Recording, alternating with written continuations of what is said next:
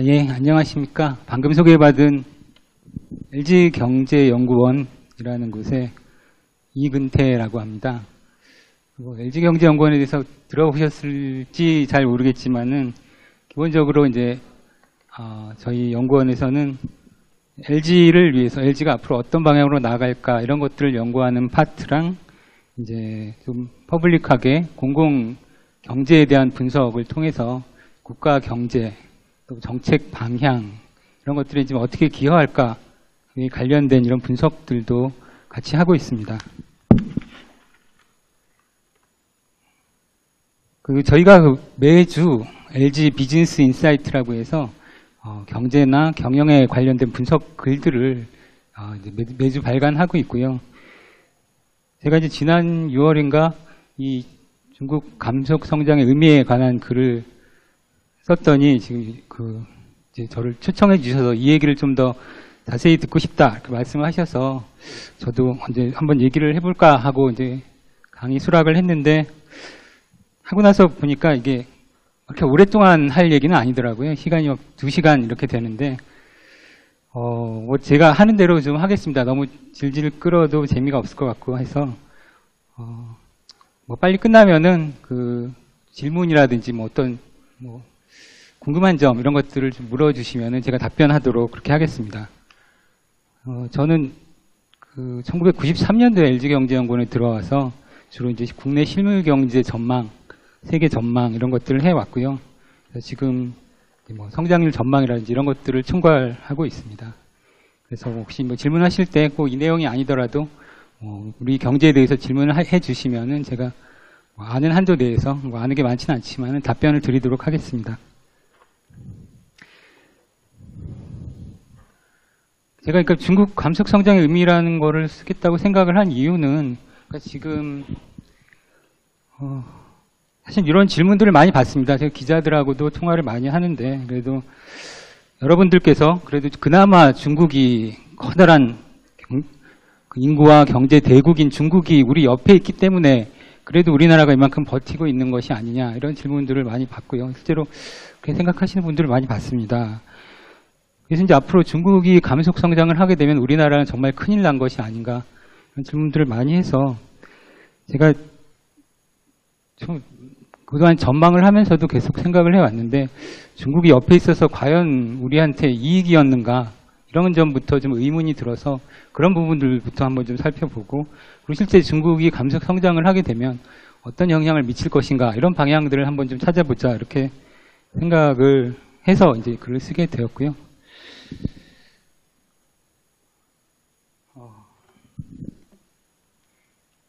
뭐 다 아시겠지만은 중국이 우리 경제에서 차지하는 비중은 너무 엄청납니다. 대표적으로 이제 수출 그리고 뭐 직접 투자 이런 쪽에서 상당히 높은 비중을 차지하고 있는데 왼쪽이 이제 우리 주력 수출 시장이고요. 대중국 수출이 거의 4분의 1 정도를 차지하고 미국이 한 그 절반 정도. EU 국가들 다 합해도 중국이 한 3분의 1 정도 수준에 밖에 미치지 않습니다.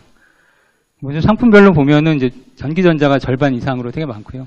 주로 뭐 가전이라든지 휴대폰 같은 소비재도 있지만 그 비중은 그렇게 크지 않고 반도체라든지 뭐 디스플레이 이런 부품 쪽이 주로 수출 비중을 차지하고 있고요. 그다음에 기계류, 철강 이런 순으로 중국에 수출을 하고 있습니다. 그건 이제 우리 수출에서 각각의 국가들이 차지하는 비중이고요. 이제는 각각의 국가들이 아까 우리 수출에서 중국이 차지하는 비중이었고 이제는 세계 각국은 중국에 얼마만큼 의존하는가 이것을 한번 그래프로 살펴보면은 그러니까 우리가 26%로 이제 4분의 1 정도라고 했는데 뭐 홍콩이나 호주 이런 나라들은 더 높게 나타나고 있습니다. 세계 UN에서 컴트레이드라고 무역 데이터가 있습니다. 거기에 살펴보면은 이제 뭐 SITC라든지 HS라든지 여러 가지 코드별로 상세 분류로 각국이 어느 나라에 얼마만큼 수출하는지 이런 내용들이 데이터가 1960년대부터 쭉 다 있습니다. 그거를 먼저 한꺼번에 받으려면 돈을 좀 내야 되기도 하는데 조금씩은 또 그냥 무료로 받을 수도 있고요. 거기서 이렇게 찾아보면은 2014년까지는 대부분의 국가들이 다 이제 수출 통계를 발표를 했기 때문에 우리나라가 한 144개국 중에서 12위 정도입니다. 그래서 우리보다 더 큰 나라들도 있구나라고 생각을 할 법하지만은 대부분이 이제 사실상 뭐 중국인 국가들. 그러니까 1위가 몽골이고요. 몽골이 94%, 전체 수출의 뭐 94%를 중국에 수출하고 있다라는 건데, 뭐 사실상 중국인 국가이고요. 그 밖에 뭐 2위가 시에라리온, 솔로몬 제도, 홍콩, 뭐 이런 작은 나라들이 많고, 뭐 아프리카의 중앙아프리카 공화국, 예멘, 콩고 뭐 이런 나라들, 원자재 생산 국가들이 대부분 중국에 대한 의존도가 상당히 높습니다. 그리고 호주가 이제 우리보다 좀 높다라는 게 특징이고, 주요 국가 중에서는 일단 우리가 이제 상당히 높습니다. 우리가 뭐 싱가포르라든지 뭐 말레이시아, 인도네시아 이런 나라보다 중국 의존도가 좀 훨씬 더 높은 상황입니다.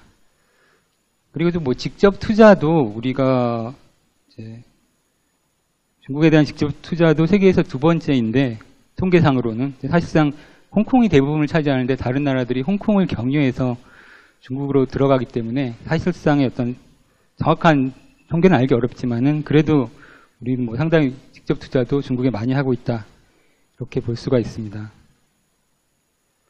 이처럼 이제 수출이나 직접 투자에서 중국 비중이 높다 보니까 중국에서 어떤 문제가 발생할 때마다 이제 우리나라가 제일 위험할 것이다, 이런 우려들이 확산되면서 우리 금융시장이 가장 크게 출렁입니다. 중국의 뭐 위안화 갑자기 절하되고 할 때 우리 주식시장이 폭락했던 것처럼 상당히 좀 변동성이 커지는 그런 경향이 있었고요. 또 실제로 S&P나 IMF 같은 경우에는 중국의 경착륙이 현실화될 때 우리가 상당히 충격이 클 것이다, 이런 분석 자료들을 좀 많이 내놓고 있습니다.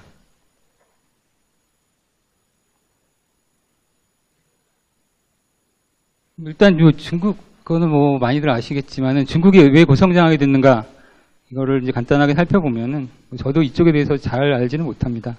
찾아본 바에 의하면 1978년 덩샤오핑의 개혁 개방을 시작으로 본격적인 성장 시동을 걸었다, 이렇게 얘기를 하고 있고, 결국은 이제 뭐 시장 경제를 도입했다, 이게 고성장의 주된 원인이라고 볼 수가 있을 것 같습니다. 그러니까 농촌에서 과거에는 공동 생산하고 대부분을 이제 정부에 주고 뭐 이런 식의 생산을 했다면 이제는 정부에 주는 공유한 부분을 폭을 줄이고 상당 부분을 사유화하면서 농촌에서의 생산성이 크게 높아졌고요. 그래서 결과는 이제 생산성도 높아졌지만은 이제 농업에 집중하던 인구들이 빠져나와서 공업이라든지 제조업 쪽으로 갈 수 있는 기반을 마련했다라는 것이 큰 의미라고 생각이 되고, 기업들도 이제 뭐 소유권과 경영권을 분리, 어떤 자율적인 경영 체제를 갖추면서 또 생산성이 더 높아지고, 가장 중요한 거는 또 개방을 통해서 해외 기업들을 유치했다, 이런 것들이 좀 중요할 것 같습니다.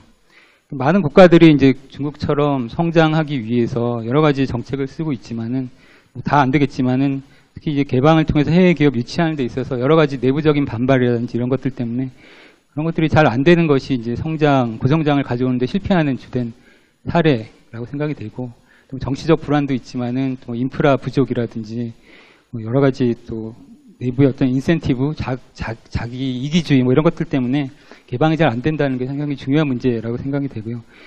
개방을 함으로써 이제 선진국의 빠른 기술을 습득할 수 있었던 그런 계기가 되었다, 이렇게 보고 있습니다. 개방 초기에는 주로 이제 소비와 투자 중심으로 성장을 했겠죠. 초기부터 세계 시장을 겨냥할 수는 없기 때문에 이 그림에서 보듯이 이 성장 기여도인데, 초기에는 소비, 80년대 들어서 소비의 성장 기여도 크게 높아졌는데 점차 이것이 이제 투자와 수출로 바뀌게 됩니다. 중국이 뭐 소비나 투자로 성장한다는 건 우리한테 그렇게 의미가 크지 않을 수 있지만은 결국은 수출을 통해서 성장한다는 것은 세계 시장에서 그만큼 이제 중요한 위치를 차지하게 된다는 거고요. 바로 옆에 있는 우리나라에게는 아주 커다란 영향을 미칠 수밖에 없었다, 이렇게 볼 수가 있습니다. 밑에서 보듯이 중국의 이제 세계 수출 시장 점유율, 이것이 이제 빠르게 높아졌는데 80년대 초만 하더라도 한 1%대 정도였다가 1991년도에 우리나라를 이제 따라잡았다라고 되어 있고요. 그래서 이제 특히 90년대 이제 속도가 약간 빨라졌다라고 한다면 2000년대에 들어서 이제 뭐 WTO 가입하면서 여러 가지 이제 뭐 생산 쿼터 이런 것도 없어지고 하면서 아주 비약적인 그런 발전을 하게 됩니다. 그래서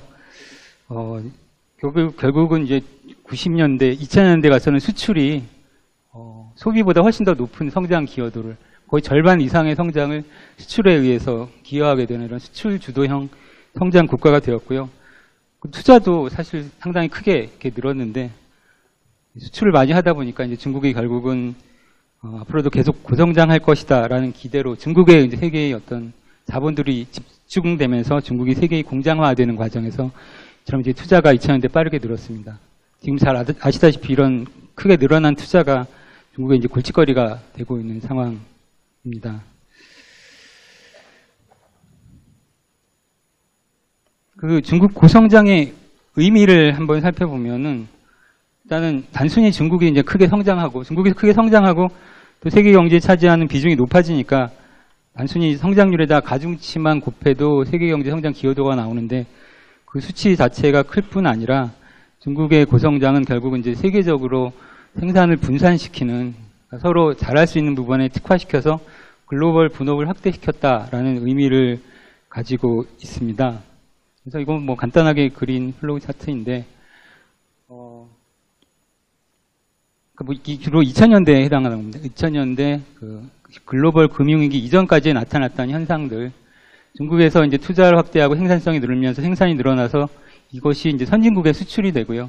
선진국은 이제 저금리나 물가 안정 이런 상황에서 이제 소비가 크게 확대되고 이 따라서 투자라든지 기술 이전을 통해서 다시 중국의 어떤 생산성을 높이는 이런 선순환들이 계속되었는데 결국은 이제 양적으로뿐 아니라 질적으로 이제 세계 경제에 중요한 변화를 가져왔다 이렇게 생각을 할 수가 있습니다. 뭐 간략하게 얘기하면 중국은 워낙 저렴하고 풍부한 노동력이 많았던 그런 나라이고요. 그 노동력을 이용해서 물건을 싸게 생산하게 되니까 이게 선진국의 기술과 결합해서 물건을 싸게 생산하니까 자체의 생산성이 높아졌고 또 선진국의 입장에서는 물건들이 되게 싸게 들어오게 되니까 그게 이제 생산 비용을 낮추게 되는 셈이죠. 다른 중국으로부터 수입하는 국가들도 같이 생산성이 높아지는 그런 현상들이 발생을 했고 또 한 가지는 이건 뭐 좀 부정적인 측면도 있는데 중국에서 들어오는 이제 저가 소비재 때문에 임금을 별로 많이 줄 필요가 없어졌다. 그래서 그게 지금 문제가 되고 있는 이런 노동소득 분배가 약해지면서 지금은 이제 상당히 문제가 되고 있는데 이것이 결국은 그 기업의 입장에서는 임금을 좀 덜 주더라도 그 노동을 고용할 수 있는 그런 계기가 되었고 그게 이제 중국뿐 아니라 세계적으로도 생산성을 높이는 그런 원인 근거가 되었다 이렇게 보고 있습니다. 근데 뭐 또 얘기를 하겠지만은 이처럼 생산 방식 또 산업 구조 그리고 결국은 가격 구조에까지 영향을 미쳐서 단순히 이제 세계 교역이 늘어난 것만으로는 우리 경제에 미치는 영향을 다 설명하지 못하는 그런 단계다라고 볼 수가 있습니다.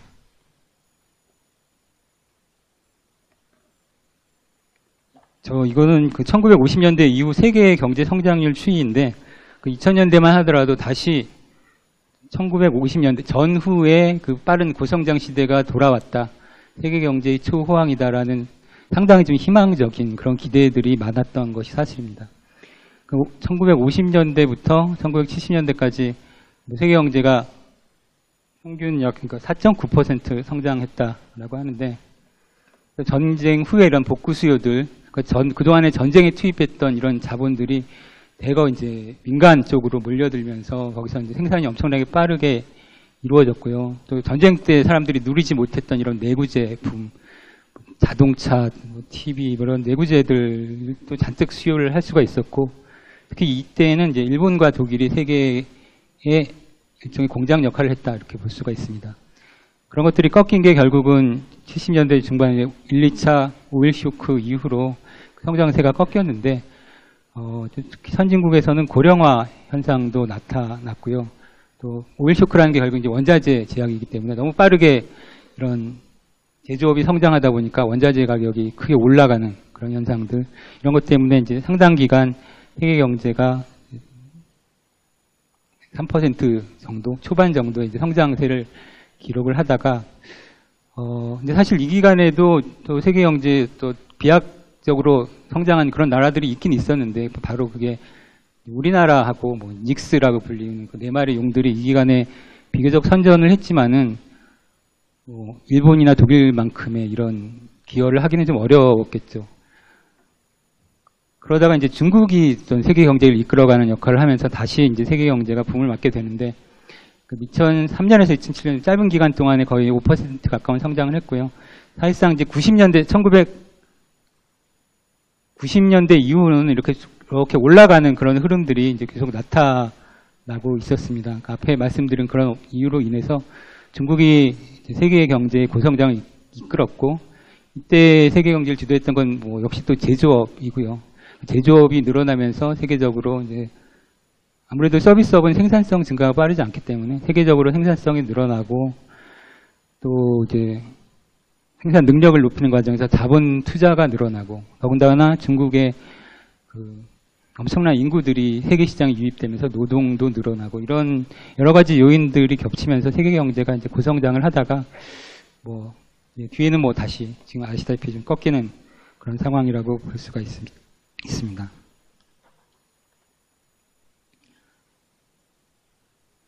이게 뭐 지금 말씀드린 어떤 세계 경제의 고성장 메커니즘인데, 중국의 생산성이 이렇게 상당히 빠르게 높아졌고요. 이거는 뭐 노동 생산성입니다. 그래서 거의 한 평균 10%씩 2000년대에 빠르게 높아졌고, 그게 이제 전 세계적으로도 평균적으로 생산성을 끌어올리는 그런 역할을 했다라고 볼 수가 있습니다. 그리고 이것도 역시 이제 세계 GDP를 요인별로 분해해 본 것인데, 말씀드렸듯이 이제 서비스, 상품 및 서비스 수출, 그러니까 교역의 비중이 상당히 높아졌고요. 소비하고 투자 중에서는 이제 투자의 비중이 높아지는 모습을 볼 수가 있습니다. 그리고 세계 국민 계정을 각 국가 안에서 나누게 되면은 이제 소비, 투자, 뭐 수출, 수입 뭐 이렇게 나누게 되는데, 세계 경제 전체적으로 합산을 해보면은 수출하고 수입은 이제 같아져서 서로 상쇄가 되고요. 결국은 우리가 어디 나라로 수출한 것도 그 나라의 소비로 쓰이든지 투자로 쓰이든지 뭐 아니면 뭐 정부 지출 뭐 이런 것도 포함될 수 있겠습니다만, 결국은 이제 소비와 투자 간의 분배라고 본다면은 2000년대 들어서 이렇게 투자가 상대적으로 좀 빠르게 늘었다. 그러니까 소비 느는 속도보다 투자가 더 빠르게 늘었다라는 것이고요. 그 얘기는 결국은 지금보다 앞으로 소비가 더 클 것이다 라고 생각을 하고, 소비재보다는 앞으로 생산 능력에 더 투자를 했던 거죠. 근데 그게 결국은 이제 실패가 돼서 지금 이제 전 세계적인 과잉 공급, 과잉 투자 문제가 나타났다, 이렇게 볼 수가 있습니다. 참고로 그 세계 GDP 대비 교역 비중, 그러니까 수출의 비중만 본다면은 1990년대 그러니까 세계 GDP에서 교역의 비중이 한 15% 수준이었다가 2000년대 중반에 한 24%까지 좀 급증을 한 바가 있습니다. 그 기간 중 2000년대 세계 경제 성장률에 있어서 수출이 한 기여율이 절반 이상입니다. 기여율이라는 거는 수출 뭐 이런 다른 수요 부문들이 성장을 얼마만큼 끌어올렸는가, 혼자 다 끌어올렸으면 100%인데 절반 이상을 이제 세계 교역에 의해서 이제 성장이 이끌어졌다, 이렇게 볼 수가 있습니다.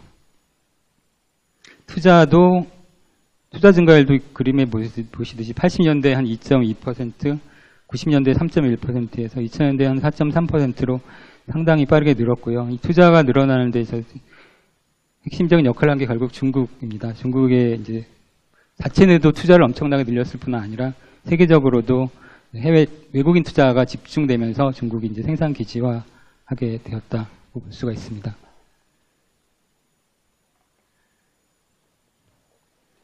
처럼 이제 세계의 교역과 투자, 뭐 생산 증가 이런 것들만 보면은 이제 우리나라라든지 뭐 다른 제조업 수출 국가들의 입장에서는 유리한 변화인데, 그렇지 않은 방향으로의 변화도 존재한다, 이렇게 보고 있습니다.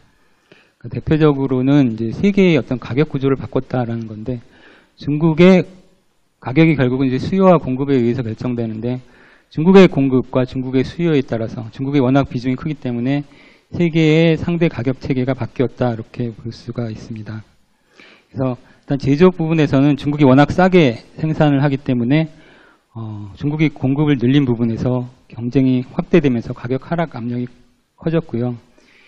특히 이제 미국에서 이런 분석들이 좀 많이 되었습니다. 중국의 영향을 얘기하면서 지금 1990년대 중반 이후에 미국의 어떤 생산재별 가격 지수인데 내구재 가격이 좀 빠르게 좀 떨어지는 그런 현상들을 볼 수가 있고요.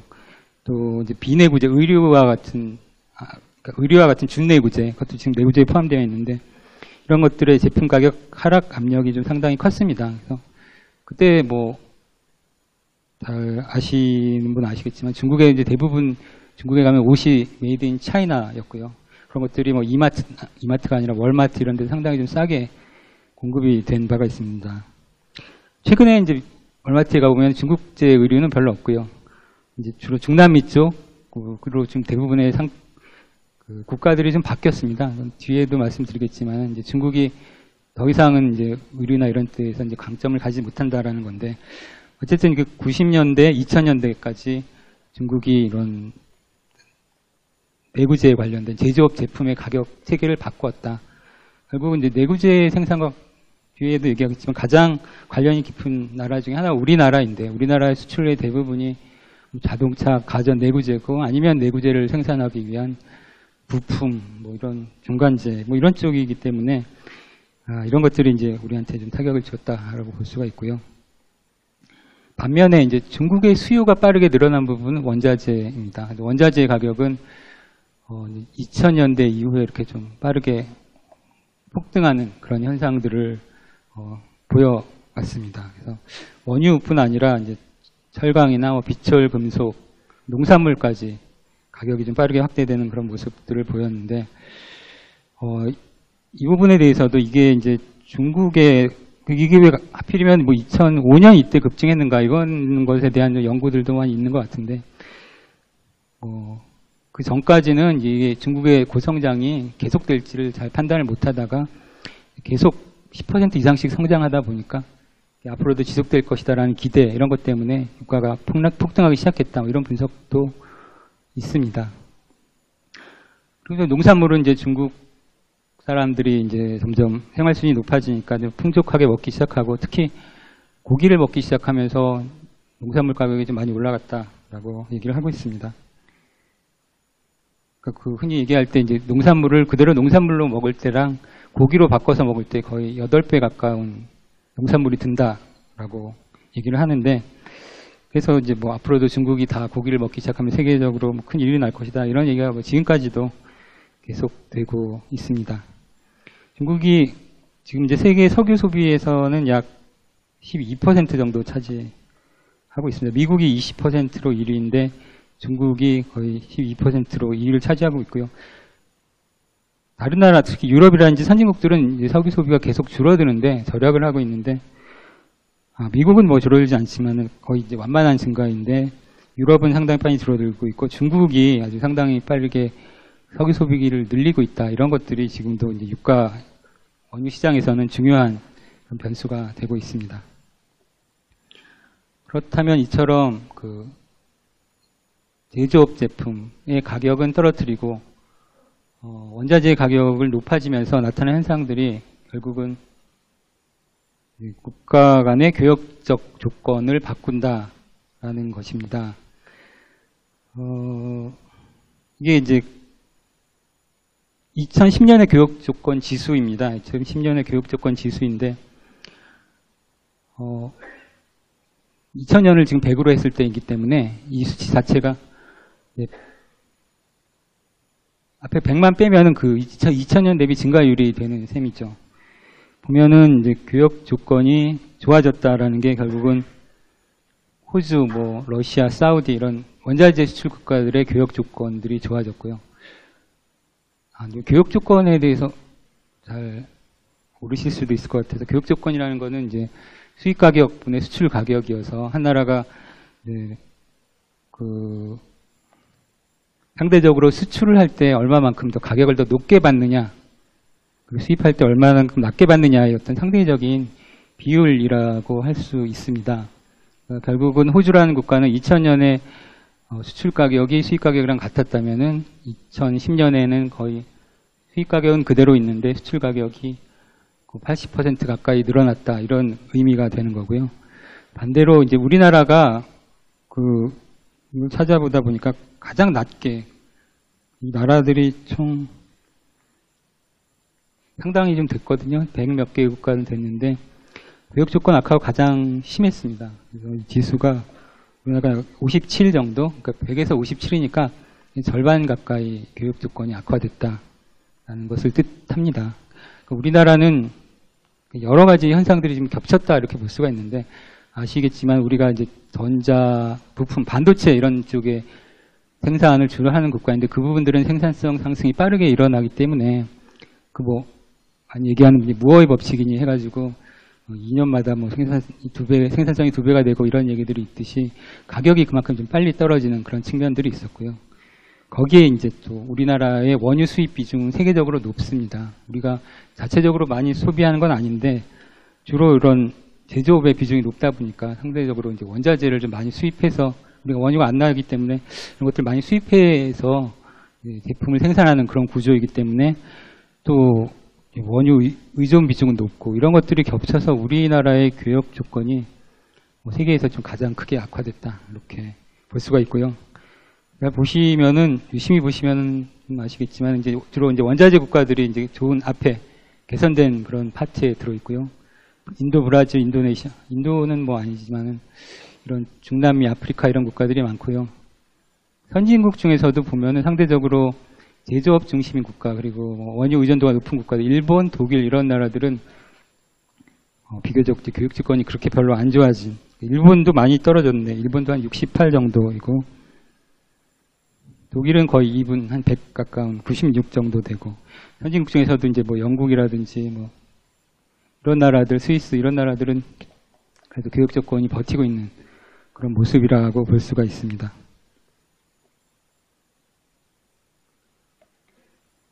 그래서 이제 그 교육 조건 변화, 아까 이 왼쪽의 축은 아까 이제 그 교육 조건 지수에서 100을 뺀 수치고요. 그 변화율입니다.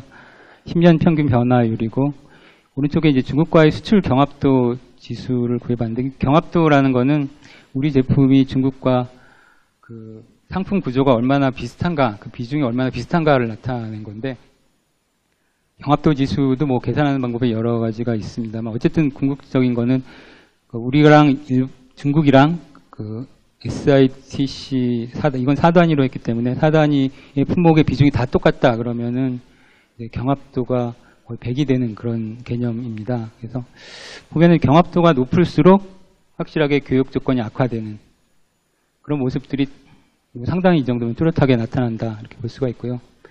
여기 이제 우리나라가 있습니다. 우리나라가 교육 조건 변화 측면에서는 지금 제일 낮죠. 그러니까 40% 이상, 50% 가까이 지금 떨어졌고요. 옆에 있는 이 나라는 어디일 것 같습니까? 우리나라보다 더 경합도가 높은 나라는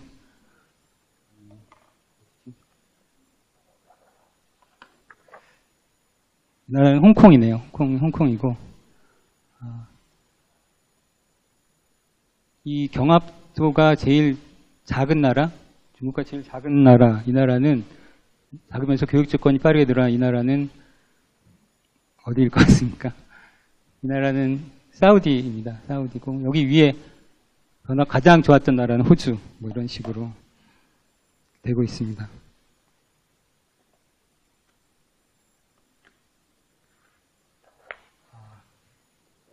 그럼 이제부터 이게 이제 세계경제 사전 의미들을 이렇게 정리를 해 보았고요. 그게 이제 우리나라에는 또 어떤 의미를 주는가 이런 것들을 보면은 일단은 기본적으로 많이 공감하듯이 우리 수출을 늘리는 그런 역할을 했다라고 볼 수가 있습니다. 특히 이제 중국 시장에서 우리의 시장 점유율이 아주 빠르게 높아집니다.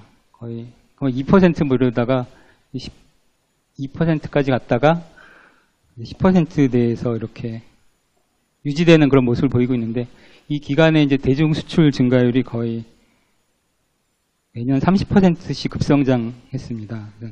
1990년에 대중 수출 비중이 5.8억 달러였는데 2010년에는 1168억 달러까지 이렇게 200배 정도 상당히 크게 늘었다라고 볼 수가 있고요.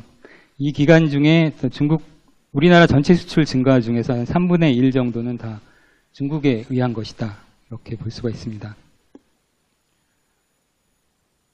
처음에 90년대에는 주로 이제 중국 대중 수출이 섬유 의복이라든지 뭐 석유 제품, 화학 제품 이런 것들이 대중 수출을 이끌다가 2000년대에는 전기, 전자, 수송기기, 기계류 이런 쪽으로 이제 수출이 점점 바뀌었다 이렇게 볼 수가 있고요. 또 중국의 전체 수입에서 우리가 차지하는 비중도 90년에 2.9%에서 나중에 이제 12%까지 높아졌으니까 중국에 있어서도 우리나라가 그만큼 중요한 그런 대상이었다 이렇게 볼 수가 있습니다.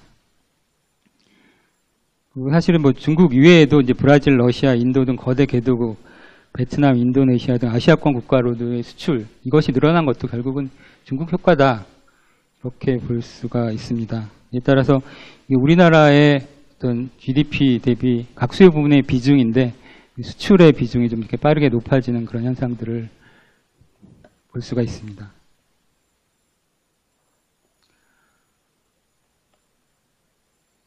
처럼 중국에 대한 수출이 높다 보니까 중국에 대한 의존도가 좀 많이 심화된다 이런 현상들이 발생을 하고 있고요. 그러니까 사실 중국이 우리 수출에 미치는 영향 이런 것들을 보면은 대중 수출, 그러니까 중국 시장이 커지면서 또 성장하는 그런 성장 효과도 있겠지만은 중국이 우리 시장을 잠식하는 데 따른 이런 대체 효과, 경쟁 효과 이런 부정적인 효과도 상당히 있을 겁니다. 우리나라의 세계시장 점유율을 추세별로 보면은 전체 세계시장 점유율은 이렇게 높아지고 있는데 중국을 제외한 시장에서의 점유율 이런 것들을 보면은 2000년대 들어서 오히려 좀 떨어집니다. 떨어지다가 최근에 이제 대중수출이 줄면서 오히려 늘어나는 그런 모습들을 보입니다. 근데 국가별로 보더라도 2000년대 우리 중국을 빼면 주요국의 수입시장 점유율이 떨어지는 국가들이 상당히 많습니다. 필리핀에서 점유율이 거의 2%포인트 가까이 떨어지고 일본, 홍콩, 인도네시아, 아시아권 내에서 점유율이 좀 많이 떨어지고 늘어난 나라들은 이제 인도, 브라질, 러시아는 브릭스라고 하는 이런 신흥 국가들 늘어나는데 다른 국가들에서는 좀 떨어지는 그런 효과들이 나타나고요. 이 부분이 상당 부분은 중국이 이들 나라에서 시장 점유율을 빠르게 늘리면서 우리 시장을 좀 상당 부분 잠식한 것이 아닌가 이렇게 생각을 할 수가 있습니다.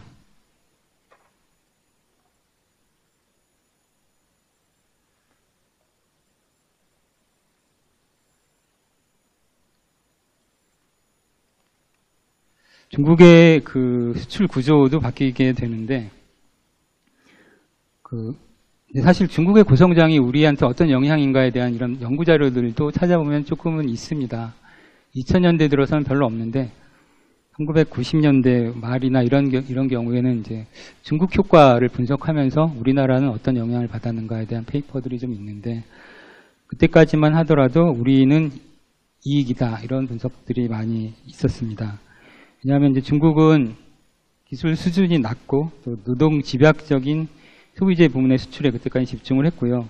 우리가 이제 그때 잘 아시겠지만 의류라든지 섬유, 신발 이런 쪽에 시장을 중국한테 상당히 많이 뺏기고 생활용품 이런 것들도 빠르게 중국한테 뺏기기도 하고 우리 기업이 중국으로 나가서 생산하기도 하고 이런 식으로 우리에서 직접 수출하는 부분들이 많이 이제 줄어들었는데 대신에 이제 전기전자, 화학, 철강, 석유 이런 제품, 중화학 제품들을 또 중국으로 상당히 많이 수출을 했죠. 중국이 아까 말씀드렸듯이 세계 공장 역할을 하면서 우리가 그 원료라든지 부품, 이런 중간재를 대는 이런 역할들을 해왔기 때문에 그쪽으로 좀 많이 성장을 했고요. 그래서 오히려 중국이 고성장하면은 손해보는 국가들은 우리가 아니라 이제 중남미라든지 다른 아시아, 그러니까 중국과 생산하는 구조가 비슷한 의류 경공업 중심의 국가들이 더 손해일 것이다. 이런 분석들이 1990년대까지만 해도 이제 좀 많았습니다. 근데 이제 2000년대 들어서 중국의 수출 구조가 그 전에 이제 소비재 비중이 이렇게 높다가 계속 떨어져서 상당히 좀 빠르게 떨어지고요. 이제 중간재나 자본재를 수출하는 구조로 바뀌면서 우리와 경쟁하는 이런 경합도가 이제 상당히 좀 높아지게 되었다. 이렇게 볼 수가 있습니다. 그래서 국가 간의 이제 수출 경합도 수출 경합도를 보면은 어,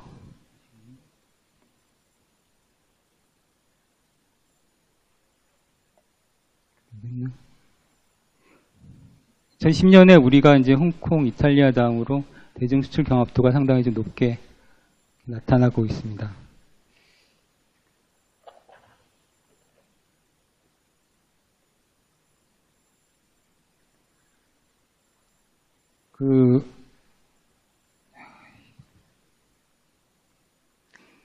현재는 이제 중국이 자본재 쪽으로 계속 이제 생산의 어떤 주력을 옮겨가면서 나타난 현상 중에 하나가 자본의 한계 생산성 저하다, 이렇게 볼 수가 있는데, 이게 이제 우리나라의 어떤 경제 성장 요인을 분해한 건데, 90년대 우리가 7%까지 성장을 했었고요. 그러니까 70년대, 80년대, 90년대 오면서 평균 성장률이 9%, 8%, 7% 이렇게 떨어지다가 2000년대 가서는 이제 4%대로 뚝 떨어지는 그런 상황들이 나타나는데, 그게 뭐 IMF 외환위기를 겪기도 했지만은 잠재 성장률을 추정하기 위해서 어떤 생산 요소 접근법을 통해서 분해를 해보면은 이 기간 중에는 이 자본 투입이 둔화된 것들이 상당히 큰 영향을 미쳤다, 이렇게 나타나고 있고요. 결국은 중국이 이제 세계적으로 투자를 많이 하다 보니까 그게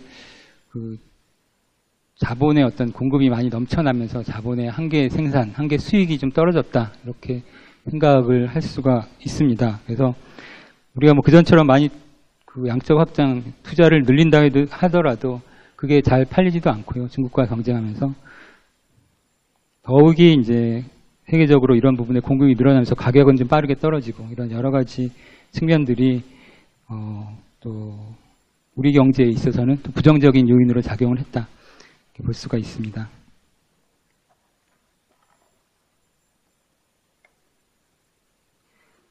주요로는 상품별로 이렇게 한번 쭉 보면은 실제로 중국의 세계시장 점유율과 우리의 점유율은 좀 상반된 방향으로 움직여 왔습니다. 그래서 2000년대 중국의 세계 수입시장 점유율 상승폭이 컸던 그런 것들이 TV, 컴퓨터, 뭐 가전, 그런 소비재나 의류, 신발 뭐 이런 쪽인데, 이 부분들은 이제 우리의 시장 점유율 하락이 또 상대적으로 또 컸던 그런 가전이라든지 뭐 이런 쪽은 또 상당히 크게 나타나는 그런 경향들이 있었고요. 다만 이제 중국의 시장 확대가 상대적으로 빠르지 않았던 부분들, 아직까지 자동차, 기계 장비 이런 쪽은 중국이 많이 올라오지 않는 부분이고, 이런 부분들에서는 우리가 그래도 상대적으로 좀 유지를 하고 있습니다.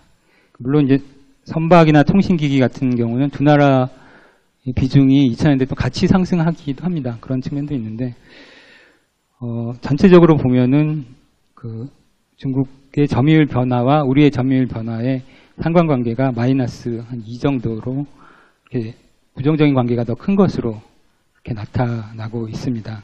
그러니까 이게 결국은 중국이 상당 부분 또 우리 제품을 대체하는, 시장을 키워주기도 했지만은 대체하는 효과도 있었다라는 걸 좀 반증을 해준다, 이렇게 볼 수가 있고요.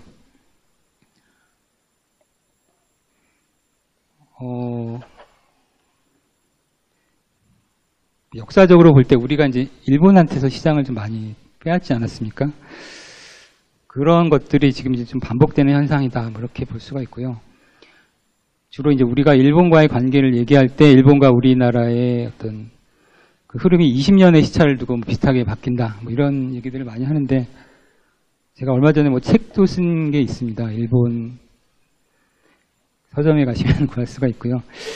일본의 어떤 20년 전의 사이클을 우리가 경제 성장은 상당히 유사하게 나타나고 있습니다. 아까 제가 9, 8, 7 하다가 뭐 4 이렇게 떨어졌다고 하는데, 일본도 9, 8, 7, 4 이렇게 떨어졌고요. 문제는 90년대 들어서 일본은 4에서 이제 제로 성장이라고 하지 않습니까? 제로 성장인데 완전히 제로는 아니고 한 0.91, 1% 정도의 성장으로 떨어졌는데, 우리가 지금 딱 20년이 지나서 과연 1%로 떨어질 건지, 이런 것들이 상당히 좀 우려되는 측면입니다. 상품별로 보더라도 우리가 이제 일본 시장을 빼앗았던 거를 그대로 이제 중국한테 빼앗기는 그런 현상들이 지금 이제 나타나고 있다, 이렇게 볼 수가 있습니다. 대표적으로 이제 의류 뭐 이런 것들을 보면은 일본이 60년대, 70년대 상당히 높은 비중을 차지하다가 쭉 뺏기는 과정에서 우리의 점유율이 지금 상당히 빠르게 높아지는 그런 현상들이 계속 나타났고요. 그러다가 이제 나중에 중국이 쭉 올라오면서 우리가 다시 떨어지는 그런 현상들이 나타나고 있는데 이 시차는 한 20년 가까이 그렇게 되는 걸로 보이고 있습니다. 상품마다 이제 좀 차이는 있습니다. 전기전자 같은 경우는 일본이 80년대 중반까지만 해도 이제 세계적으로 상당히 높은 점유율을 차지하고 있었고요. 당시 일본은 어느 정도였냐면 TV라든지 라디오 이런 것들의 세계 수출의 50% 정도를 차지하고 있을 정도로 이제 점유율이 높아졌었고요. 그 얘기는 이제 결국은 이렇게 계속 높은 수준을 유지하기가 어려웠다라는 것을 이제 뜻한다 이렇게 볼 수가 있고, 그러다가 이제 80년대 중반에 플라자 합의 이후에 엔고가 빠르게 진행되면서 점유율이 좀 빠르게 떨어지고요. 그래서 우리나라가 이제 좀 본격적인 제조업 부활의 계기를 맞은 것이 그 80년대 중반 이후에 그 3저 호황 이렇게 얘기하지 않습니까? 그래서 일본의 엔고가 진행되는 사이에 우리가 일본 시장을 좀 빼앗는다고 빼앗았는데 그렇게 오래 지속되지는 못했습니다. 뒤에 중국이 계속 치고 올라오면서 우리는 이제 조금 늘어났다가 이제 유지되는 그런 수준에 머물렀고요. 화학의 경우는 또 우리가 또 계속 늘어납니다. 일본은 이제 줄어드는데 일본도 사실 줄어드는 속도가 다른 상품에 비해서 좀 완만하고요. 이게 결국 이제 상품별로 시장의 어떤 대체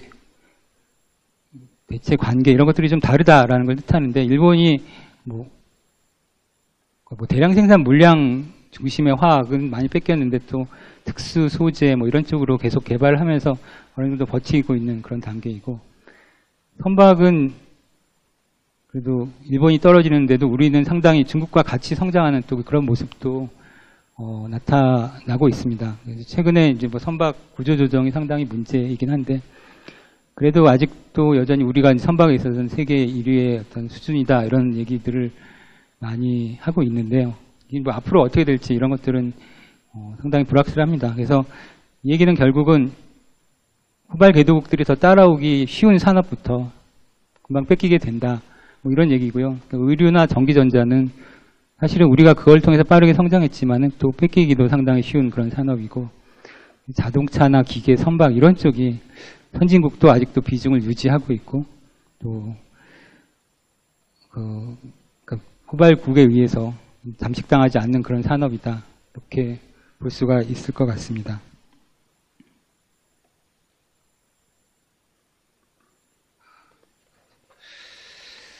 지금 이제 대체 효과를 얘기했는데 그 다음에 또 수출의 어떤 부가가치 창출 효과라는 것이 있습니다. 그것이 이제 좀 줄어들었다라는 얘기를 이제 많이들 하고 있습니다. 이제는 수출이 늘어도 그게 뭐 국내 경제에 파급이 안 된다는지 뭐 이런 얘기들이 많이 나오는데, 아까 처음에 말씀드렸듯이 글로벌 분업이 확대되면서 이제 자기가 혼자 생산하는 게 아니라 다른 나라들끼리 서로 이제 뭐 같이 생산을 하다 보니까 딴 나라들한테 수입하고 그걸 우리가 다시 받아서 생산해서 또 이 나라에 수입하면 이 나라가 여기 생산하고 해서 최종 공정까지 이르는데 상당히 많은 단계를 거치기 때문에 우리가 수출한 금액이 전부 우리가 한 것이 아니라 다른 나라에서 사실상 한 것들이 비중이 많습니다. 그래서 수출 증가율이 높다고 해도 실제 우리나라에 떨어지는 부가가치 이런 것들은 높지 않은 그런 상황들이 좀 나타나고 있고요. 그런 것들을 보는 것이 국제산업연관표라고 해서 우리가 이제 산업연관 분석이라는 수업이 아직도 있는지 모르겠지만은 인풋 아웃풋 테이블을 통해서 우리가 얼마만큼 재료를 투입하면은 얼마만큼이 산출이 되는데 중간 과정에서 뭐가 얼마만큼 투입되고 뭐 이런 것들이 우리나라 이제 산업연관표라고 해서 5년에 한 번씩 발표되고 중간에 이제 뭐 연장표가 발표되고 하는데, 이게 이제 OECD에서는 단순히 한 국가 내가 아니라 전 세계적으로 국가 간의 어떤 산업 연관 관계가 어떻게 되는가를 포함한 이런 국제 산업 연관표 분석을 이제 정기적으로 하는 건 아니고 이제 가끔씩 합니다. 그걸 하게 되면은 중국의 어떤 수요 증가가 우리나라의 어떤 생산에 얼마만큼 영향을 미치는구나 뭐 이런 것들이 다 나타나게 되는데, 그게 이제 2011년까지밖에 지금 나오고 그 다음에 좀 안 나와서 없습니다. 근데 2011년까지의 수치를 보면은 맨 밑에 이제 수출의 부가가치의 해외 유출 비중 이런 것들을 보면은 2000년에는 이게 21.3 이렇게 나오고 있습니다. 이 얘기는 100원을 수출하면은 그 나라에 남아있는 부가가치가 이제 78.7원? 이고 나머지 21.3원은 사실상 외국에 수출한 거다라고 한다면은 그 수치가 2011년에는 이제 24.2 정도로 이제 늘어났다. 그러니까 결국 외국에 이제 그만큼 좀 더 주게 된다라고 해서 약간 2.9%포인트 정도 늘어나는 그런 효과가 있다. 이렇게 볼 수가 있습니다. 근데 이제 보시면 아시겠지만 우리나라는 2000년에 이제 29.7, 세 번째에 있는 29.7, 그러니까 2000년에도 우리는 이제 부가가치를 해외 유출하는 비중들이 상당히 컸습니다. 그러니까 3분의 1, 30% 정도는 기본적으로 이제 해외에 가져와서, 그러니까 우리가 이제 원자재가 별로 없기 때문에 원자재는 뭐 대부분 수입한다라고 봐야 될 거고요. 원유, 뭐 에너지도 다 수입하고, 그래서 우리 중간에 이제 가공하고 뭐 새로운 기술을 넣고 뭐 이런 것들에서 이제 우리 노동을 쓰고, 노동이 이제 상당히 중요한 부가가치의 원천인데, 그렇게 해서 3분의 1을 이제 줬다라고 한다면 2011년에는 이제 41.6%가 이제 해외에 돌아가게 되는 그런 부가가치입니다. 그러니까 국내에 남아 있는 게 58.4%가 되는 셈이고요. 그러니까 절반 가까이는 지금 해외에 준다 이렇게 볼 수가 있습니다. 그래서 이 기간 중에 사실 수출이 빠르게 늘었다고 하더라도 해외에 주는 것도 계속 빠르게 늘어났기 때문에, 물론 그렇다 하더라도 뭐 수출이 성장을 주도한 건 맞지만은 우리 수치로 보는 것만큼 그렇게 크지는 않을 수 있다. 이런 것들을 나타내는 거고요. 이 기간 중에 이제 원자재 이런 것도 많이 수입을 했지만은 또 제품이 이제 모듈화라든지 뭐 이런 것들이 이루어지면서 반제품 형태의 것들을 계속 수입해서 수출하고 뭐 이런 현상들이 좀 심화됐다. 이렇게 볼 수가 있습니다. 또 하나는 그 가격인데, 이제 원자재 가격이 또 아까 말씀드렸듯이 올랐기 때문에 그만큼 수입 비중이 높아졌다. 이렇게 볼 수가 있습니다. 우리보다도 그래서 뭐 인도, 터키 뭐 이런 나라들이 더 증분의 입장에서 보면은, 그러니까 규모로 보면은 우리보다 큰 나라가 뭐 체크, 동유럽 이런 나라들이 더 크고, 대만, 주로 이제 비슷한 유형의 어떤 공업 국가들이 부가가치 해외 유출 비중이 이제 높게 나타나고 있고, 싱가포르 이런 나라들, 가공무역하는 나라들이 또 아무래도 이런 것들이 좀 높겠죠. 증분 2000년 대비 2011년에 늘어나는 속도도 우리가 거의 세계 탑입니다. 그래서 뭐 인도, 터키는 우리보다 더 많긴 한데 이 나라들은 좀 가공무역 이런 비중이 좀 늘어났다 이런 측면이 있고요.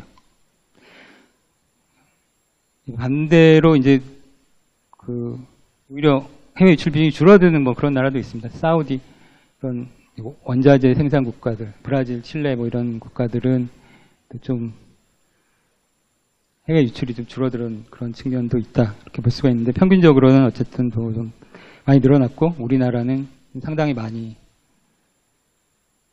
부가가치 유출이 커졌다 이렇게 볼 수가 있습니다. 아까 부가가치 창출 효과가 줄어들었다라고 말씀을 드렸고, 이런 것들이 또 아까 그 교역 조건이 우리나라가 또 가장 많이 악화됐다 이렇게 말씀을 드리지 않았습니까? 그래서 그 교역 조건의 악화라는 것이 결국은 우리 많이 얘기하는 그 GNI, 실질 국민소득 증가율을 떨어뜨리는 요인으로 이제 작용을 하게 됩니다. 그래서 국민 계정에 관심이 많으신 분들은 아시겠지만은, 그러니까 GDP라고 해서 국내 총생산 전체를 계산하는 것과 그에 따라서 이제 그 GNI라고 해서 국가의 전체적으로 이제 발생하는 소득 이런 것들이 이제 뭐 집계가 됩니다. 그래서 결국은 명목 기준으로 보면은 GDP나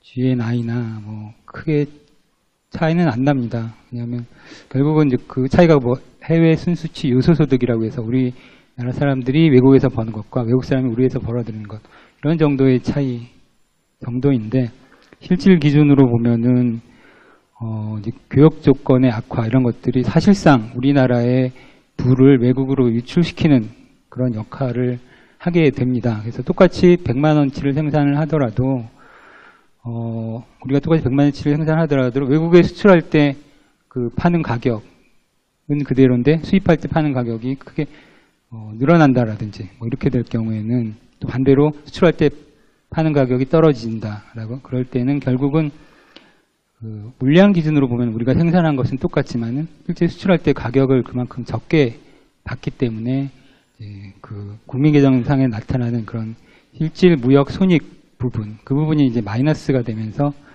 실질 GNI 그러니까 실질 국민소득 증가율이 상당히 좀 떨어지는 그런 현상들이 발생을 하게 되는데 그래서 그 결국은 중국 효과 때문에 교육 조건이 악화돼서 물론 다 중국 효과는 아니지만은 상당 부분 중국이 많이 기여를 했고요. 그리고 또 부가가치 창출도 해외로 막 나가고 뭐 이런 것들도 있어서 결국은 그 많이 얘기가 나왔었던 그 수출과 내수 경기의 괴리 현상들이 주범이 바로 이런 것들이다 이렇게 볼 수가 있습니다. 그래서 그 실질 국민소득 증가율 자체도 더 낮고 뭐 이런 것들 때문에 성장률에 비해서 이제 소비 증가율이 낮아지는 현상들이 2000년대 들어서는 그 위에 점선으로 된 것이 성장률인데, 근데 소비가 이제 항상 좀 많이 상회하는 그런 현상들이 나타납니다. 그래서 예전에는 이제 높았다가 낮았다 이런 것들이 좀 왔다 갔다 하게 된다라고 한다면 2000년대 들어서는 꾸준하게 성장보다 소비가 좀 낮아지는 그런 현상들이 이제 나타나 왔습니다. 그래서 사실 이제 생산을 많이 한다, 뭐 성장이 높다 이런 것도 좋지만은 국민들의 입장에서는 소득이 늘고 소비를 해야 그런 성장들을 체감하게 되는 건데 사실상은 이제 일종의 생산한 부가 해외로 유출돼 버리면서 소득이 많이 남지 않기 때문에 그만큼 사람들이 이제 소비를 할 여지 이런 것들이 좀 떨어졌다 그렇게 볼 수가 있습니다. 그래서 수치로 보면은 2000년대 평균 성장률이 금융위기 이전까지 4.2%인데 실질 국민소득 증가율은 3.6%였고요. 민간 소비 증가율은 3.2%로 해서 성장률보다 한 1%포인트 정도 낮은 그런 상황입니다. 이런 상황은 꼭 우리나라뿐의 문제는 아니고 교육 조건 악화가 심했던 이 밑에 그림이 소비 증가율과 경제 성장률의 격차를 국가별로 쭉 본 건데 우리보다 더 심한 나라도 있습니다. 싱가포르, 중국, 홍콩, 인도네시아 이런 아시아의 어떤 개도국들은 사실 소비가 성장에 못 미치는 현상들이 계속 나타났고요. 여기도 마찬가지로 이제 원자재 생산 국가들, 사우디나 러시아 뭐 이런 나라들은 교육 조건 소비가 오히려 이제 성장률보다 높았고 또 뭐 영국, 미국, 프랑스 선진국도 사실은 소비가 성장보다 높았습니다. 이거는 사실은 좀 문제죠. 선진국은 그게 결국은 자기가 생산한 것보다 더 많이 소비하면서 이 과정에서 이제 적자, 경상 적자가 늘고 뭐 부채가 늘고 한 것이 결국은 이제 글로벌 금융위기로 이어졌다 이렇게 볼 수가 있습니다. 뭐 뒤에 또 다시 뭐 얘기를 하겠습니다만.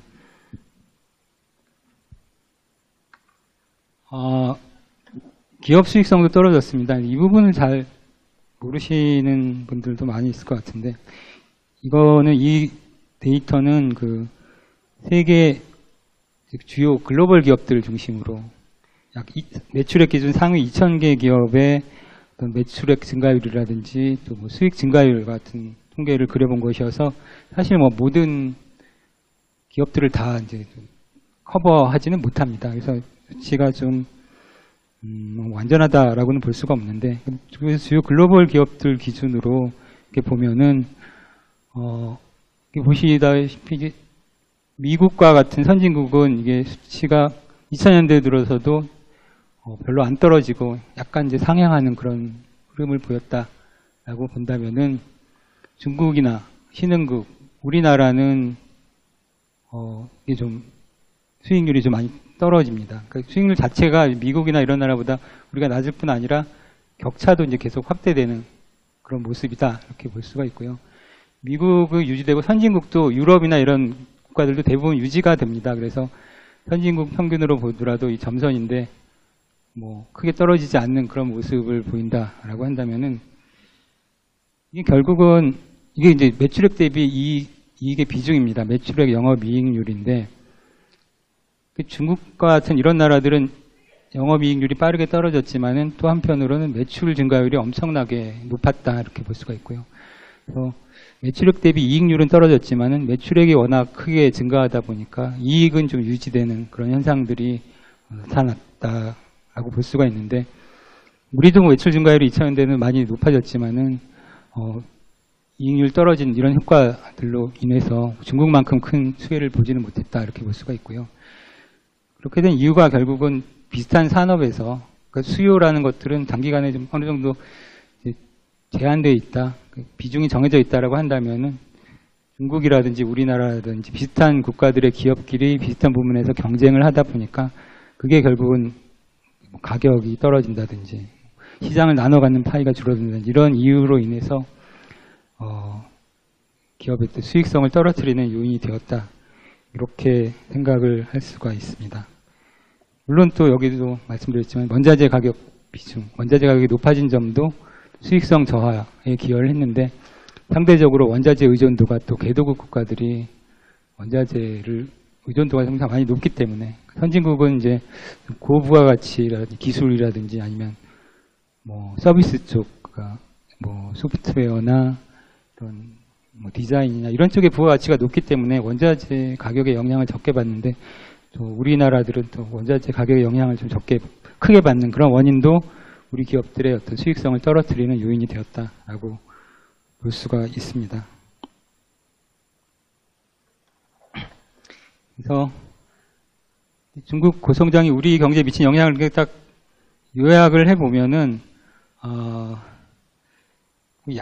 수출의 양적 측면에서는 그래도 대체 효과가 있다 하더라도 플러스가 아니었을까 이렇게 생각을 하지만은 수출은 좀 늘었다 하더라도 수출의 부가가치 창출 효과가 줄고 또 교육 조건 악화로 실질 국민소득이 떨어지고 경쟁 압력 확대로 기업 수익성이 낮아졌다.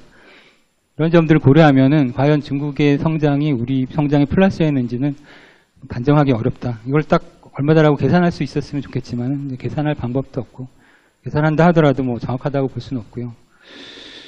저는 뭐 개인적으로 마이너스였을 수도 있겠다. 우리 성장이 987 가다가 갑자기 4로 뚝 떨어진 거는 그전에는 우리는 상당히 빠른 속도로 세계 시장을 차지하면서 수출 증가율이 더 뭐 계속 높아질 수가 있었는데 중국이 세계 시장의 파이는 키웠지만은 우리 제품을 상당히 잠식하면서 우리의 성장 속도를 좀 가져간 게 아닌가 하는 그런 생각을 좀 개인적으로 하고 있습니다. 그렇다면은 중국의 고성장이 만약에 우리한테 별로 이익이 아니었다 그러면 중국이 감속 성장하면 다시 이익이냐 이렇게 되면 좋겠지만 또 그건 아닐 것 같습니다. 글로벌 금융 위기 이후에 세계 경제 아까 그렸던 그 그림이 이제 반대로 그려지게 되는 거죠. 그래서 이제 중국은 과잉 공급 우려 때문에 생산성이 떨어지고 투자 위축과 생산이 감소하고 수출이 위축되고 결국 선진국에서 시작한 건데 선진국에서 이제 부채가 많이 늘어나다 보니까 더 이상 적자를 늘려가면서 그 중국 제품을 수입할 수가 없게 되는 그런 상황이다 이렇게 볼 수가 있고요. 그 경기가 좋다고 생각하고 이제 금리를 많이 크게 낮췄던 게 결국은 이제 가계부채 증가로 이어지지 않았습니까? 그래서 더 성장할 여지가 없었음에도 불구하고 이런 중국 효과나 저금리 효과 때문에 무리하게 성장한 결과 이제 부동산 거품으로 나타났다라고 생각이 되고요. 부동산 거품으로 인해서 이러한 상황들이 조금 더 연장되는 효과가 있었지만은 결국은 더 크게 떨어지는 그러니까 서프라임 모기지 부실이나 리먼 쇼크로 인해서 급락하게 되는 그런 계기가 바로 아까의 그 선순환을 깨고 이 반대의 순환이 나타나게 된 그런 계기다라고 생각을 하게 되었고요. 그래서 뭐 아까 말씀드린 이런 세계의 분업 형태 이런 것들도 상당히 좀 많이 바뀌게 되고 이제는 교역이 더 이상 세계 경제를 주도하지 못하게 되고 그런 상황들이 이제 발생했다라고 볼 수가 있습니다. 세계의 경제가 이제 저성장 기조로 갔다. 아까 계속 4% 3년 평균 4.8%까지 성장을 했었는데 그게 이제 8, 9년 사이에는 사실 이제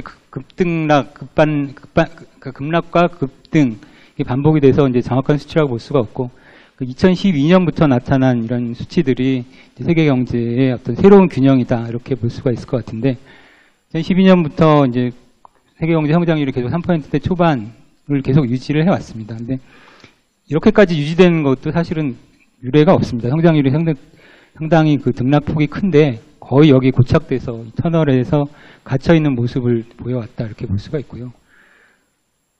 그 주된 원인이 원인을 단정할 수는 없지만 일단 제조업이 위축돼서 서비스업이 성장을 주도하다 보니까 서비스업은 상대적으로 좀 안정적이지 않습니까? 생산성 상승은 늘어가지고 성장은 낮은 대신 좀 안정적인 서비스가 이끌어왔다는 거.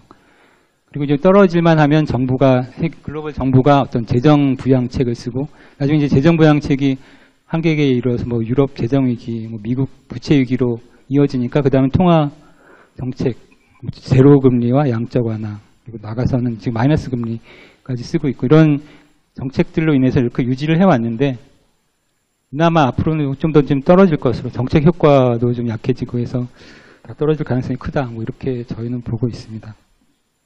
그래서 세계 경제에 어떤 힘이 빠지고 분업이 약화되고 이런 것들이 결국은 중국의 입장에서는 계속해서 성장의 감속이 지속되는 그런 상황을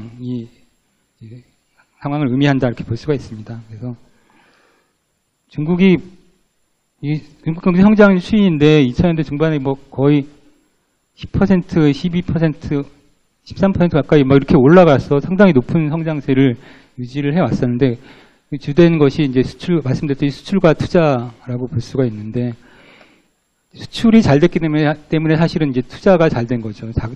자체적으로도 투자를 많이 했지만은 세계 글로벌 국가들이 중국으로 다 몰려들어서 이제 해외 투자, 미국인 투자가 많이 늘었는데 이제 지금 수출이 이제 마이너스로 돌아섰고요. 또 중국 내에서도 이제는 공장 역할을 통해서 성장하기가 어렵다라고 보고 이제 소비 주도의 성장으로 이제 전환하겠다 이런 것들을 꾀하고 있어서 사실은 수출이 꺾이면 투자는 더 큰 폭으로 줄어들어야지 맞습니다. 투자가 뭐 거시경제 시간에 배우시겠지만은 상당히 이제 뭐 무슨 승수 가속도 원리 뭐 이런 것들에 의해서 훨씬 더 변동폭이 큰 게 맞는데 지금 중국은 수출이 안 됨에도 불구하고 투자가 계속 성장을 주도하고 있습니다. 그래서 성장의 급락을 우려한 중국 정부가 이제 인프라 투자 그리고 또 부동산 경기를 좀 활성화시키면서 부동산 관련 주택 투자 이런 것을 통해서 중국이 계속 성장을 해 가고 있는 상황인데 문제는 이제 수출에서의 어떤 경쟁력을 유지하기가 어렵다라는 거고요. 그래서 이미 중국의 어떤 경공업 부분, 의류나 뭐 완구라든지 뭐 이런 신발 등 이런 부분에서는 시장을 많이 뺏겼고요. 중남미나 이런 아시아의 다른 개도국 많이 뺏겼습니다. 그래서 의류가 아까 말씀드린 중남미 쪽에 지금 미국에서 사면 뭐 메이드 인 뭐 볼리비아, 메이드 인 페루 이런 것들이 의류의 대부분을 차지하고 있고요. 그다음에 소비 가전에서는 중국의 어떤 생산 비용이 높아지면서 아시아 쪽으로 베트남이라든지 이런 나라로 또 생산 기지가 옮겨가는 현상들이 지금 지속되고 있습니다. 그래서 이거는 결국은 세계 무역도 별로 안 좋지만은 중국이 너무 빠르게 임금과 지가 이런 생산비가 상승하다 보니까 기존에 누렸던 이런 가격 우위, 비교 우위가 이제는 많이 사라졌다라는 걸 의미해서 앞으로도 이제 중국이 예전처럼 수출을 크게 늘리는 그런 일들은 아마 없을 거다 이렇게 볼 수가 있습니다. 그래서 지금 사실 성장도 제조업은 상당히 많이 둔화되고 있습니다. 제조업 성장은 둔화되면서 제조업 성장률은 뭐 2, 3% 이 정도밖에 안 되고요. 서비스 중심의 어떤 성장, 이건 기여도네요. 서비스가 이제 성장을 주도하는 그런 현상들이 나타나고 있고요. 수출도 약화되면서 소비는 좀 늘어나지만은 뭐 예전에 우리 중국의 수출이 성장을 이끌어갔던 것에 비하면은 지금 소비가 성장을 이끌어가는 힘은 많이 약합니다.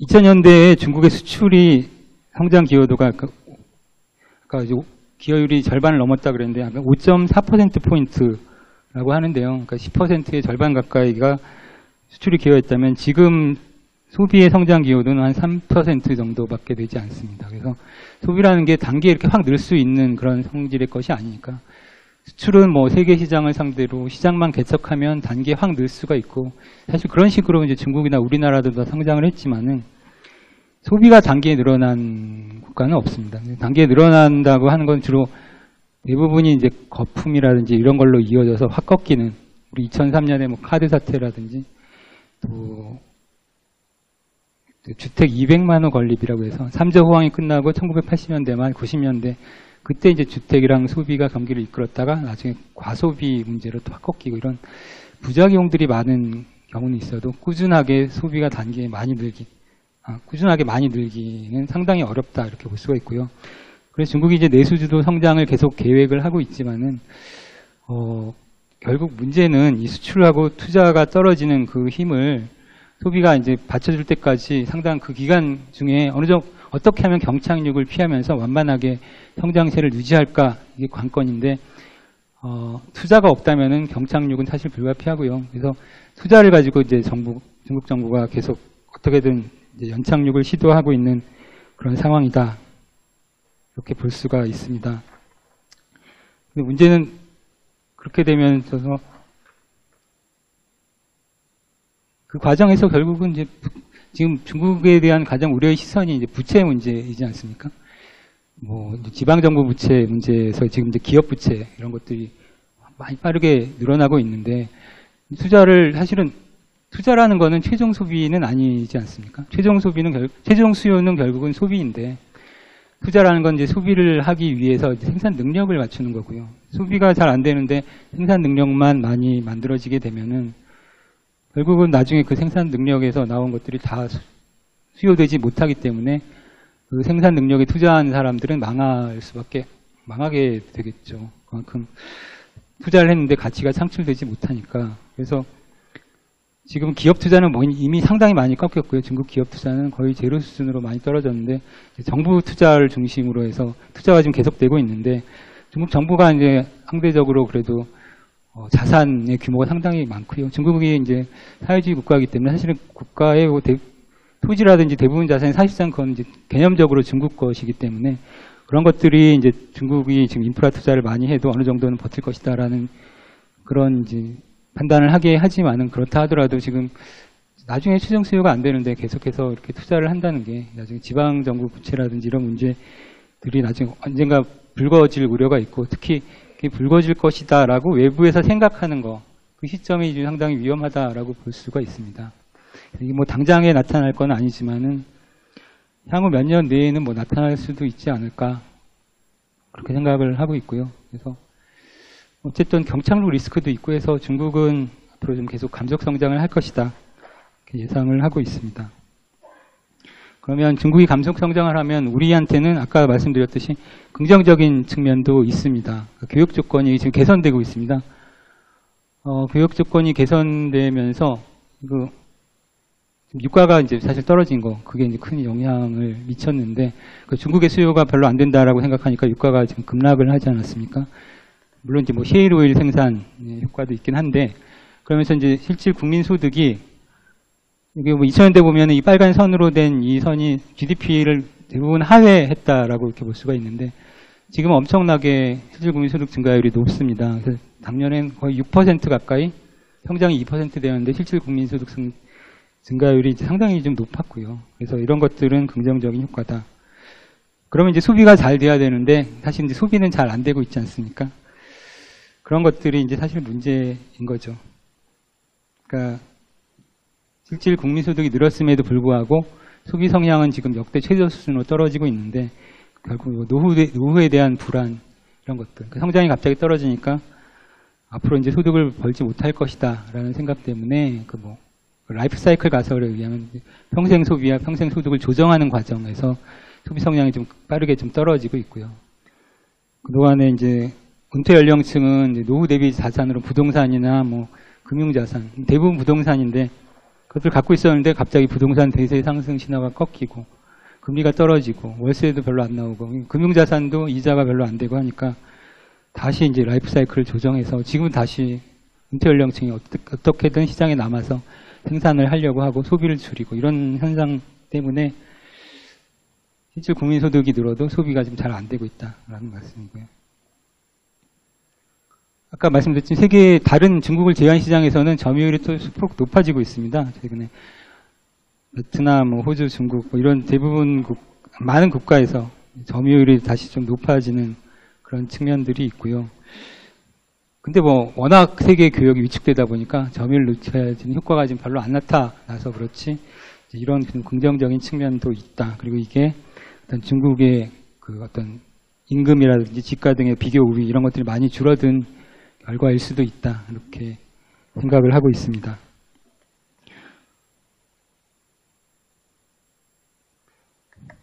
이제 문제는 근데 대중 수출이 많이 부진해졌다라는 건데요. 지금 뭐 대중 수출이 그림에서 보듯이 지금 마이너스를 기록하고 있고 실선인데 이게 최근에는 평균 수출 증가율보다 더 낮아진 두 자릿수 마이너스 증가세를 기록하고 있습니다. 그래서 그러면서 이제 대중 수출이 안 되면서 전체 수출도 안 되고 뭐 이런 현상들이 지금 나타나고 있고요.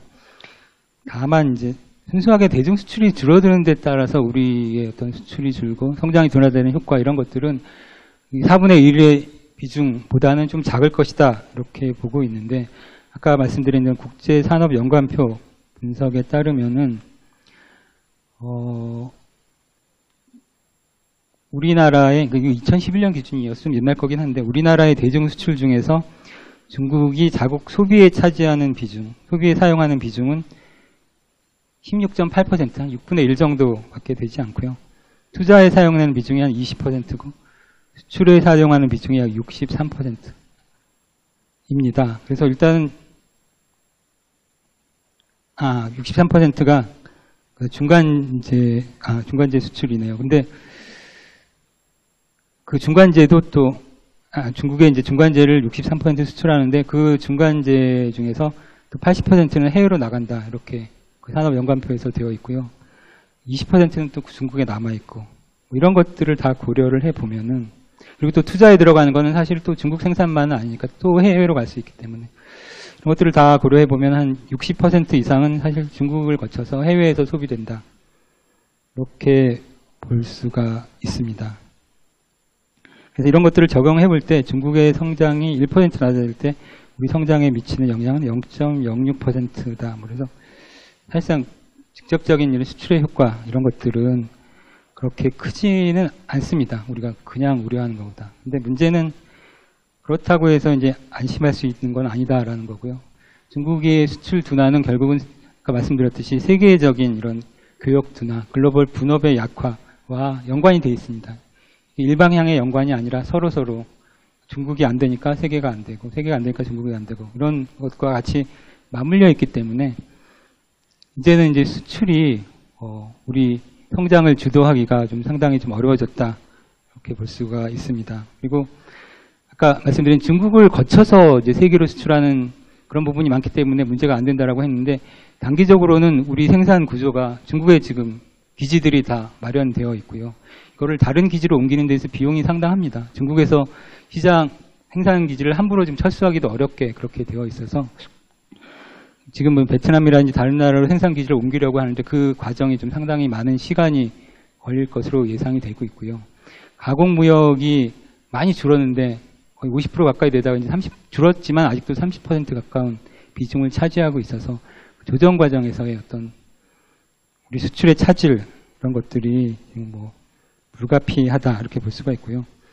또 하나는 이 밑에 그림에서 보듯이 우리 중국의 시장에서 우리의 그 재화가 차지하는 비중인데 이제 중간재라든지 자본재 이런 것들의 비중은 그래도 어느 정도 유지되는데 중국이 말씀드렸듯이 생산 중심에서 소비 중심 국가로 바뀌고 되는데 소비재 시장에서는 우리 비중이 좀 계속 줄어들고 있다. 이런 것들이 좀 상당한 문제라고 볼 수가 있습니다.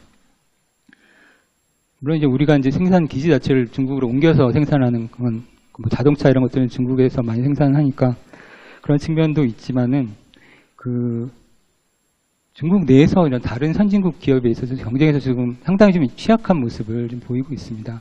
다른 미국이라든지 이런 나라에 비해 중남미 이런 데에 비해서 중국에서는 우리 제품의 우리 제품 이런 튀는 정도 이런 것이 좀 약하다 이런 생각을 하고 있고요. 뭐 일부 화장품 뭐 이런 것들을 좀 뜨고 있지만은 자동차, 휴대폰 뭐 이런 주요 산업에서는 상당히 좀 취약한 그런 모습들을 보이고 있다. 이런 것도 문제라고 할 수 있습니다.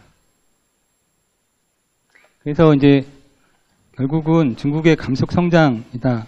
이거는 세계적인 어떤 교역 비중의 둔화 이런 것들을 의미하고 이게 우리가 앞으로 이제 수출주도 성장을 하기 어렵다라는 걸 의미한다 이렇게 볼 수가 있는데 이 그림은 전 세계 GDP에서 수출이 차지하는 비중 이게 아까 말씀드렸듯이 20% 중반까지 빠르게 높아졌는데 이게 과도했다라는 거죠. 선진국의 부채가 늘어나는 결과를 가져왔고 이게 조정되는 과정이 앞으로 좀 지속될 것이다라고 본다면은 그 과정에 우리나라는 훨씬 더 빠른 속도로 지금 수출의 비중이 높아졌습니다. 그러니까 그렇기 때문에 결국은 떨어지는 속도도 훨씬 더 클 수가 있다라는 거고요.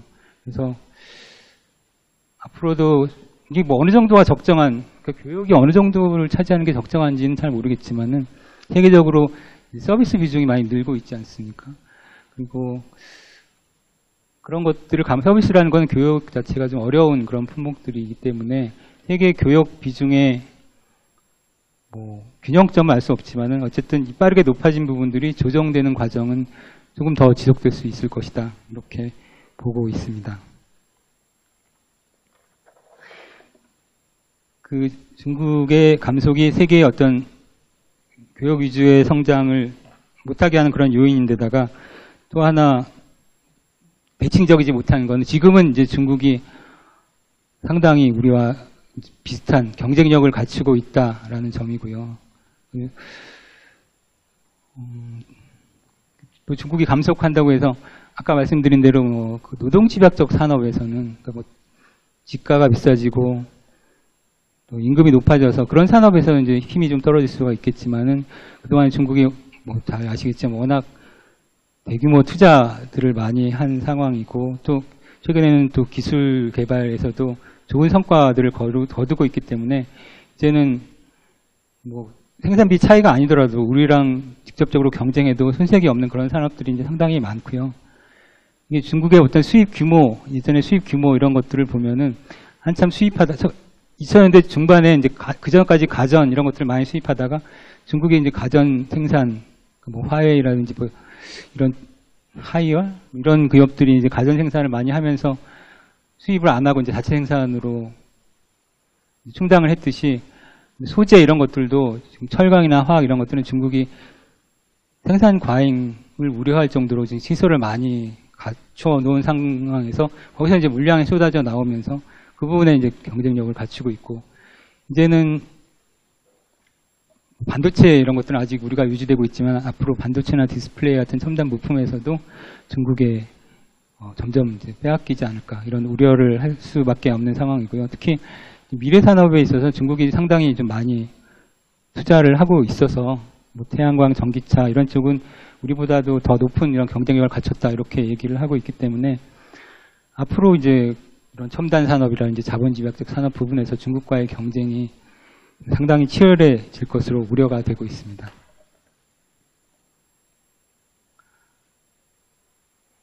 그래서 뭐 요약을 해보자면은 뭐 긍정적인 측면도 있다. 중국 감속 성장이 원자재 의존도가 높은 우리 경제의 생산비를 좀 떨어뜨리고 또 중국의 세계 공장으로서 역할이 축소되니까 우리가 이제는 중국을 거쳐서 하는 게 아니라 직접 수출할 수 있는 그런 기회가 마련됐다. 이런 것들이 긍정적이고요. 그렇지만은 세계의 경제 성장세가 떨어지고 교역이 위축되는 것 이런 것들이 이제 우리 수출의 전체적인 활력은 떨어뜨릴 수밖에 없다라는 것이고 또 중국과의 경쟁은 더욱 치열해지고 중국 내수 시장에도 밀려나고 있어서 아까 이제 2000년대에 중국이 우리한테 플러스연이냐 마이너스냐 할 때 보호를 할 수 없다라고 했는데 앞으로는 더 마이너스일 가능성이 더 커지지 않을까 그렇게 생각을 그렇게 단정을 못하겠고 생각을 할 수도 있을 것 같다라고 보여집니다. 그래서 이제 또 마무리를 해보자면은 일단은 너무 이렇게 부정적으로만 생각할 것은 아니고 중국의 경쟁력 확대 속도가 떨어지면서 우리가 추격을 뿌리칠 수 있는 여지가 생겼다 이렇게 생각을 할 수도 있기 때문에 이제는 더 열심히 해서 중국과의 경쟁에 좀 다시 나서야 될 것이다. 그리고 특히 이제는 우리가 뭐 예전에는 뭐 자본 집약적 산업, 뭐 부품 이런 게 우리가 우위다라고 한다면 지금은 큰 산업의 분류 가지고 우리가 뭐가 우위다라고 할 수가 없을 정도로 대부분의 산업에서 중국이 좀 많이 따라왔기 때문에 이제는 아주 좀 더 세부 단위의 산업에서 우리가 기회를 찾아야 되지 않을까. 지금 오히려 우리가 뭐 음식이라든지 중국의 뭐 우유나 유제품도 수출하고 또 화장품 수출하고 오히려 예전에 경쟁력을 잃었던 그런 산업에서도 그런 산업이 더 이제 우위가 될 수도 있을 것 같습니다. 그래서 앞으로 우리의 먹거리는 뭐 전기차, 뭐 바이오, 녹색 산업이 첨단 미래 산업이다 이렇게 단정할 수가 없고 중국의 어떤 고소득층에게 뭐 소비재를 제공해주고 또 아주 좀 안락함을 주고 관광을 주고 이런 것들이 오히려 주력 산업이 된다라고 단정할 수 없지만 그런 게 대해서조차도 기회가 이제 있을 수 있다라는 거고요. 특히 이제 중국을 생산 기지로 보는 것들은 계속 줄이고 이제는 생산 기지를 좀 다변화하고 중국을 어떤 소비 시장으로서 보아야 할 것이다 이렇게 생각을 하고 있습니다. 이상 뭐 부족하지만 제 발표를 마치겠고요. 오늘 강의를 해주신 LG경제연구원 이근태 수석연구위원님께 다시 한번 큰 박수 부탁드립니다.